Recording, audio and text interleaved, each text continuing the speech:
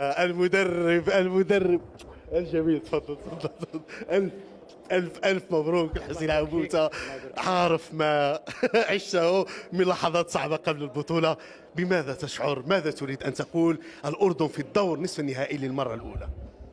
طبعا الحمد لله، يعني أنا سعيد جدا أول حاجة، لأنه الثقة اللي كانت داخل المجموعة صراحة استغليناها يمكن 1000%، لأنه هي ديك الثقة اللي خلقناها داخل المجموعة هي اللي خلتنا أننا نكونوا ملتزمين تكتيكيا، أننا من الناحية الذهنية كنا حاضرين، لا من الناحية القتالية ولا التركيز ولا الاستماتة وراء روح الفريق. أظن هذه كلها أشياء خلتنا أننا نأمنوا بأنه عندنا إمكانيات، ووصلنا بهذه الإمكانيات هذه سخرناها 1000%. كل اللاعبين يعني قاموا صراحة بالأدوار ديالهم يعني 1000%، وهي اللي خلتنا أننا نوصلوا للمباراة ديال النصف النهائي. هنيئا للاعبين وشكرا لهم أول حاجة، لأنهم هما السلاح ديالنا داخل الملعب، لأنه لولا اللاعبين والمجهودات ديالهم لما كانت يعني المنتخب الأردني لما كان في هذا النصف النهائي. طبعا شكرا للجميع لمن ساهم يعني في تحضير هذا الفريق، لا من إدارة ولا من معنويات ولا الكل ولا المساندة الجماهيرية. الحمد لله أنا أظن أنه استحقينا أننا نكون في هذا الدور، وحد أوفر للدور المقبل. بكل صراحة الحسين، هل توقعت الوصول إلى هذا الدور قبل البطولة بكل صراحة؟ لا طبعا لا، طبعا لا، لأنه احنا مرينا ببعض المشاكل، كانت هناك تضاربات يعني واحد المطبات كانت شي شويه صعب على الفريق، لكن الحمد لله انه يمكن بحثنا على هذاك نقولوا الديكليك او النفسي اللي خلانا اننا نامنوا بالامكانيات ديالنا ونامنوا يعني بالتكتيك ديالنا خاصه اللي لعبنا به.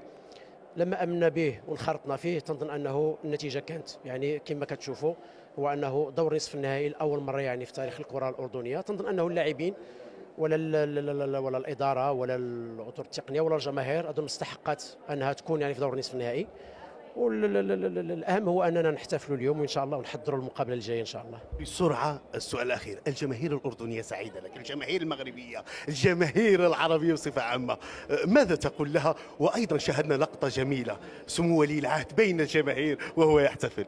يعني الحمد لله هذه هي المسانده اللي كنتكلموا عليها، المسانده يعني الذهنيه اللي محتاجينها اللاعبين، هو الحضور ديال سموه ولي العهد، الحضور ويعني والتواجد يعني بالدوحه ديال سمو الامير علي يعني باستمرار يعني منذ تقريبا يمكن المباراه الثانيه، وهذا دعم معنوي بالنسبه للاعبين وكيحتاجوه اللاعبين.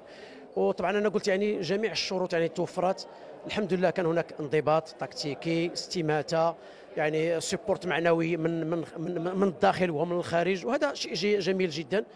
والمتمنيات ديالنا هنيئا للجميع وتمنىنا اننا نبقاو مركزين لاخر نقطه ان شاء الله. توفيق الحزين، الف مبروك. الف مبروك. بارك الله عليك. الف مبروك. عوده اليكم.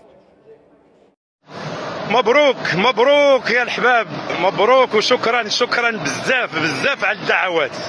الحمد لله رب العالمين، انصفنا وشرفنا يعني الاطر الوطنيه المغربيه. الحمد لله ان ابناء الوطن استطاعوا انهم يدخلوا الاردن للتاريخ. اول مره في تاريخ كره القدم الاردنيه المنتخب يصل نصف النهائي، انجاز غير مسبوق ساهم فيه الكل.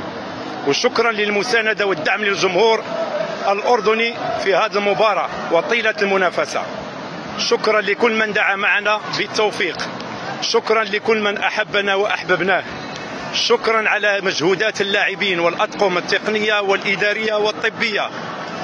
أتمنى إن شاء الله أن القصة تستمر، والأفراح هنا بقطر صراحة تذكرنا بأفراح المنتخب المغربي في كأس العالم. الحمد لله أبناء المغرب يتألقون، يجتهدون، يقاومون، ويعطون الدروس والعبر على أن التفاني في العمل والإخلاص وحسن النوايا تعطي النتائج بتوفيق من رب العالمين. أتمنى لكم أحبابي الكرام صحة وسلامة وعافية ومزيدا من الدعوات حتى نصل للحلم إن شاء الله. السلام عليكم من هنا، من قطر، من الدوحة، من استاد خليفة. وشكرا لأهل قطر، لأمراء قطر ولشيوخ قطر على كل هذا التنظيم الرائع والمتميز. شكرا لكم، وأتمنى إن شاء الله أن نلقاكم ونحن في المباراة النهائية لهذه الكأس الآسيوية. تحية من هشام في يوم مبارك سعيد، يوم جمعة أطل الله علينا بهذا الفوز وهذه السعادة التي غمرت كل جنبات الملعب والشعبين الأردني والمغربي الشقيقين. دائما المغرب، ونفتخر بأننا مغاربة ونحن خدام الأعتاب الشريفة، ودائما وأبدا تحت الشعار الخالد: الله الوطن الملك.